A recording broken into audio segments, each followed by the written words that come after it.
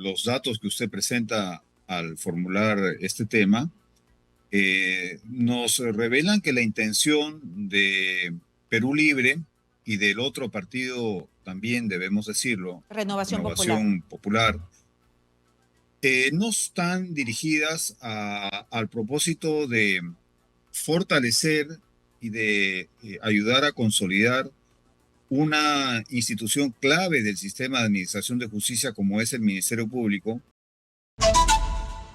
Vamos a hablar de lo que está pasando en el Congreso de la República, ¿no? Ya se inició la legislatura, hay varios temas que se van a ver, pero hay un tema en específico, ¿no?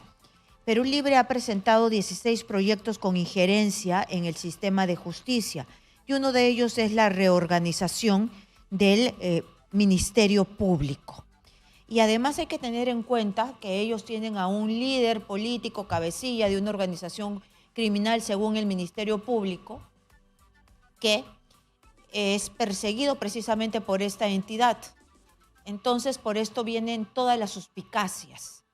Ayer nosotros teníamos a Américo Gonza, que era uno de los que había suscrito este proyecto de ley, y nos decía que lo que ellos querían es que limpiar el Ministerio Público, ¿no? También hay otro proyecto de ley que se había filtrado, pero todavía no está presentado, de Renovación Popular. Nosotros le damos la bienvenida rápidamente a Antonio Maldonado, ex procurador anticorrupción, para que nos diga su perspectiva desde su expertise. Bienvenido, ex procurador Maldonado, a Exitosa. Buenos días, señora Novoa. Muy agradecido por su amable invitación. Muchísimas gracias por estar aquí. Al menos 16 proyectos de Perú Libre interfieren con la justicia. Exitosa. Es un titular del día de hoy de El Comercio y da cuenta de varias iniciativas, ¿no? Como reorganizar el Ministerio Público, blindar los partidos políticos y que jueces y fiscales sean elegidos por voto popular, ¿no? Y entre otros, esta es una lista larga.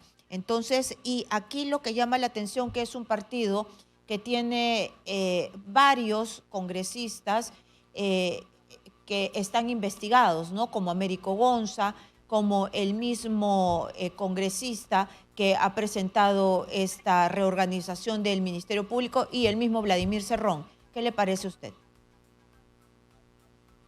Mire, me parece que los datos que usted presenta al formular este tema nos revelan que la intención de Perú Libre y del otro partido también, debemos decirlo, Renovación Popular. Renovación Popular, no están dirigidas al propósito de fortalecer y de ayudar a consolidar una institución clave del sistema de administración de justicia como es el Ministerio Público, institución que, como sabemos, es la titular de la acción penal pública y está encargada de la persecución del delito.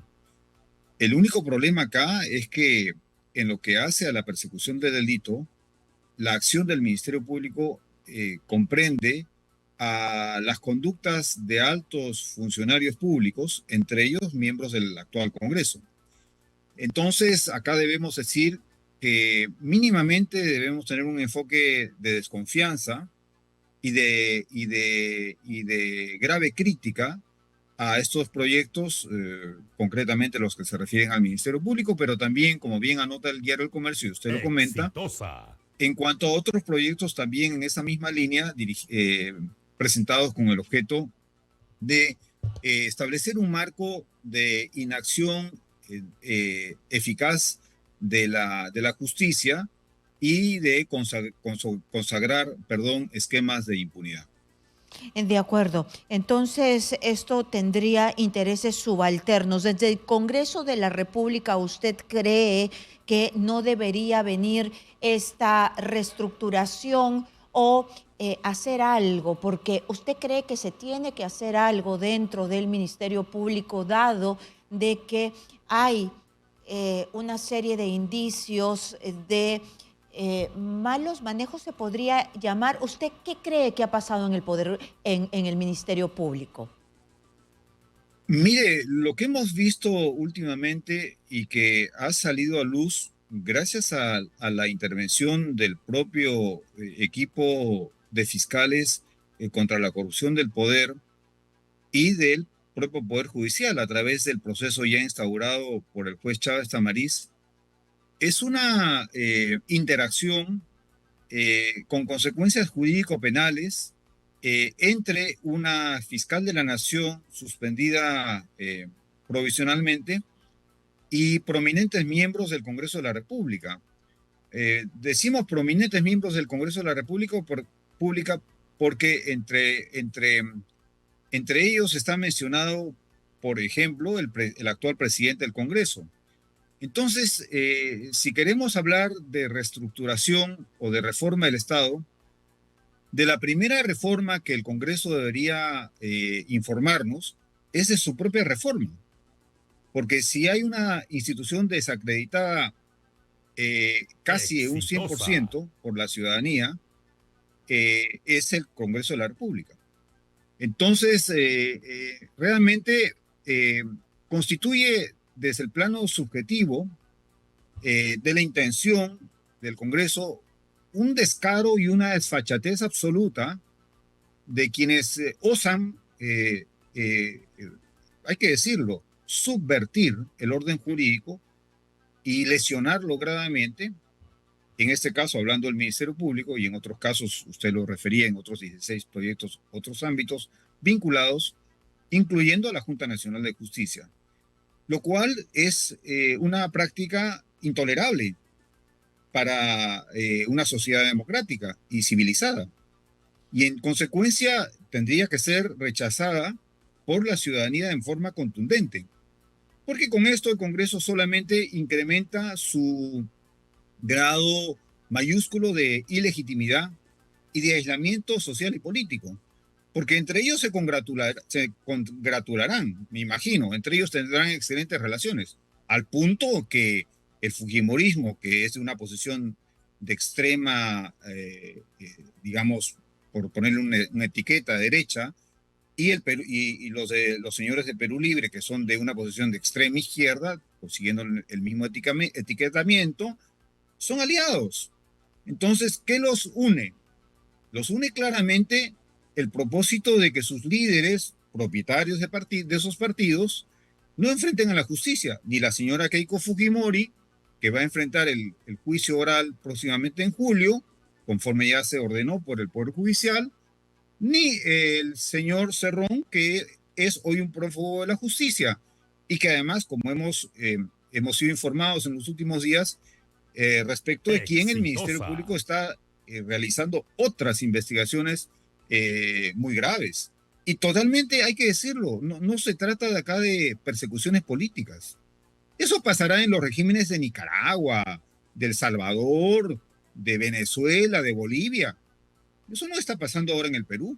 Con todos los defectos, el sistema de justicia peruano es un sistema independiente e imparcial. Y estas intervenciones del Congreso que usan una situación que en efecto fue muy grave, pero que fue provocada por miembros del Congreso.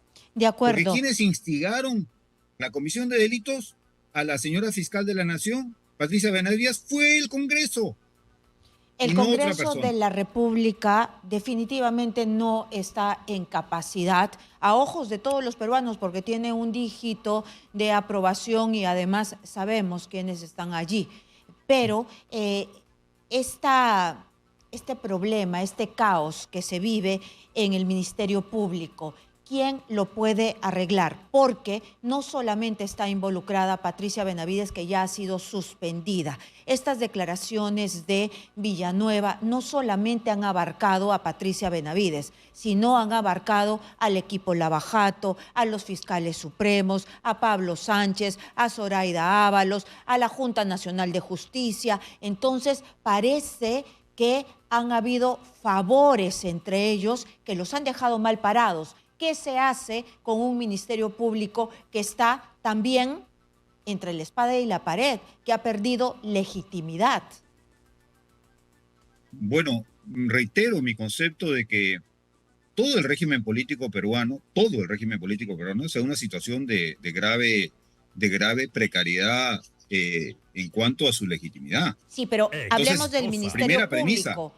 Claro. Luego vamos de acuerdo, pero pongamos las Ujú. cosas en perspectiva. Ah, sí, por supuesto. Y en segundo lugar, es correcto lo que usted dice respecto del Ministerio Público.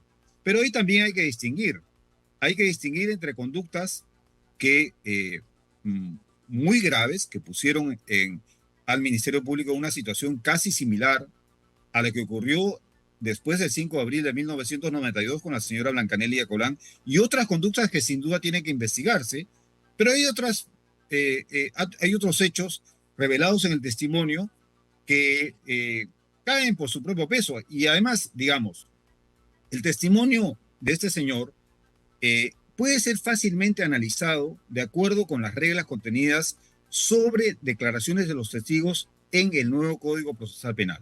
Entonces, si el señor es un testigo directo, esas declaraciones tienen que ser apreciadas en ese sentido. Es decir, el señor, él vio directamente algo, participó directamente en algo y eso lo comenta. Perfecto.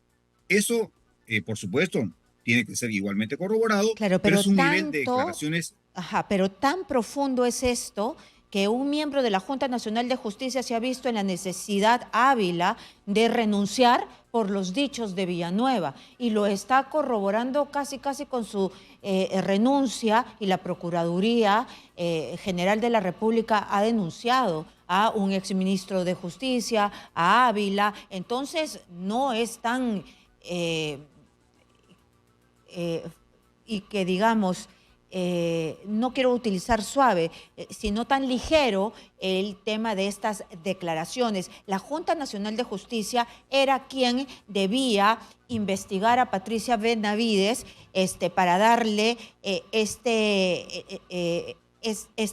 alto cargo de fiscal suprema. Luego también se durmieron ahí las investigaciones de la hermana, de la tesis. Entonces, eso también es parte de la realidad, ¿no? Sin duda alguna. La renuncia del ex integrante de la Junta Nacional de Justicia revela también una grave responsabilidad en la Junta, porque más allá de que fueran mencionados dos miembros de la Junta, uno que renunció inmediatamente y otro que no ha renunciado, del testimonio de este personaje, eh, se revela que, por ejemplo, el proceso de selección y designación de la Junta no fue hecho solamente con el voto y la intervención de uno o dos de sus miembros, sino de toda la Junta.